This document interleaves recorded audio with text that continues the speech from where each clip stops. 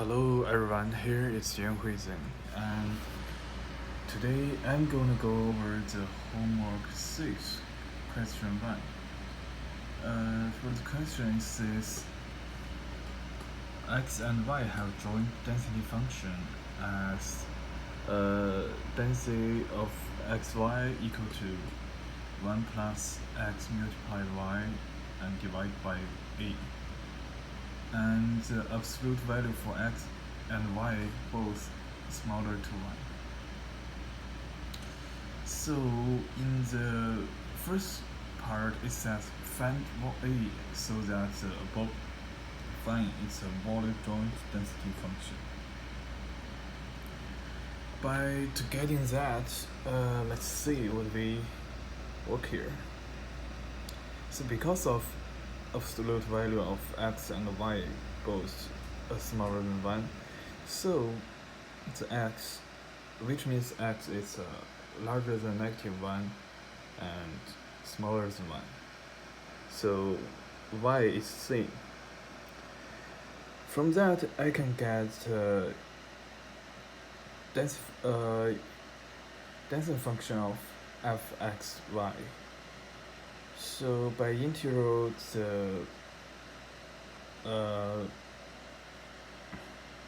the integral part, which is 1 plus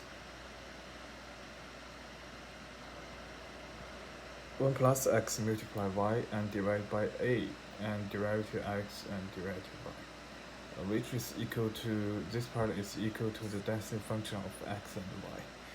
And after that we take the 1/a out, and in the next step we integral the dx part first, and we can get it's equal to 1 plus 0.5 and minus -1 plus 0.5 times y and derivative in y. And by integral by y's value, finally we can get 4/a is equal to 1. From that we can get the value of a, which means a is equal to 4. So in this part the density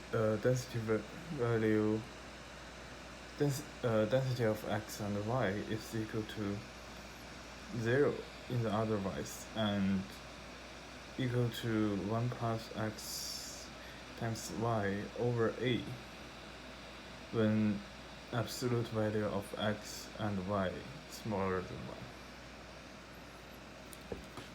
And in the part 2 it says x and y uncorrelated.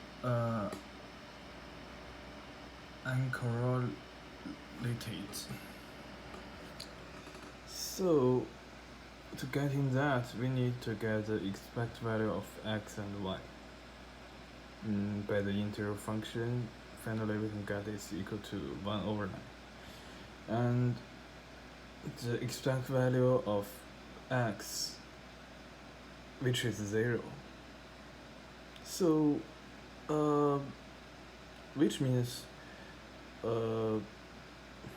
by compute those two expect part, which means expect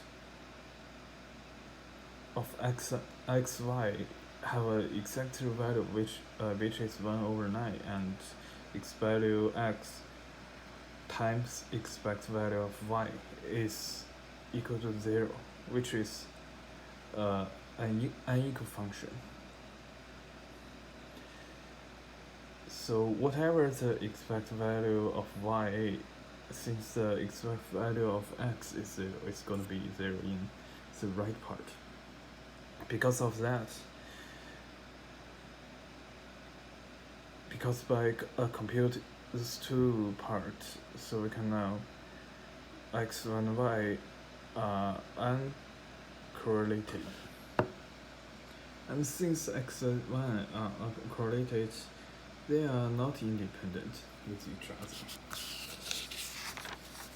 what we already know is from some series. And from part 2, it's asking us to find the joint density function of x power of 2 and y power of 2. So first of all, we're gonna let z equal to x power of 2 and w equal to y power of 2. And in the joint value of x and y, which is equal to, in the matrix, it's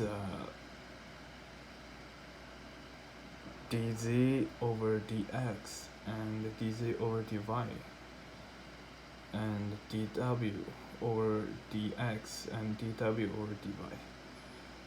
In this calculation step, after that we can get it's 4xy. So for z smaller and equal to 0 and equal to 1 and larger and equal to 0, w is same, so we can get the joint equal to 4 times square z and square w. So by getting the density of z and w, we make them equal to in this function.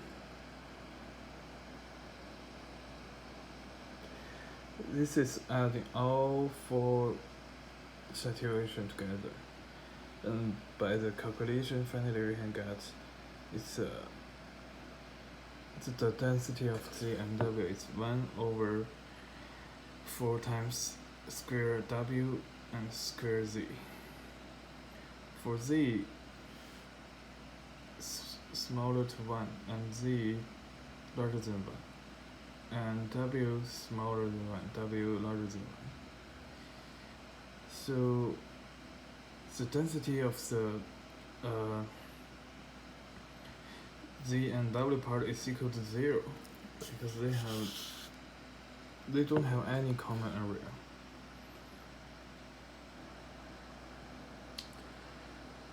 For that, we can get the density of z and w is equal to 1 over 4 times square z and times square w for z and w smaller to 1 and larger than 0 is equal to this. And in the otherwise, it's 0. That's part 4. And for part 5, it's asking us to prove and disprove that power 2 of x and power 2 of y are independent. By getting that, we're gonna compute the density function of yx of zw and density function of z times density function of w. First, we need to get the density of z by using the function. It's like this. Density function of x when x equal to square z, density function over 2 or 2 times square z, and density function of x when x go negative square z divided by 2 times square w. From that we can get the density function of z is equal to 1 over 2 square z. And density function of w is equal to 1 over 2w.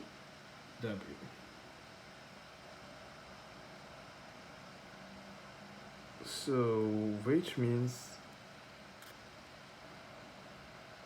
the times of density function density of z times density of x are equal to density function of z and w. So therefore x power of 2 and y power of 2 are independent. That's all my proof steps.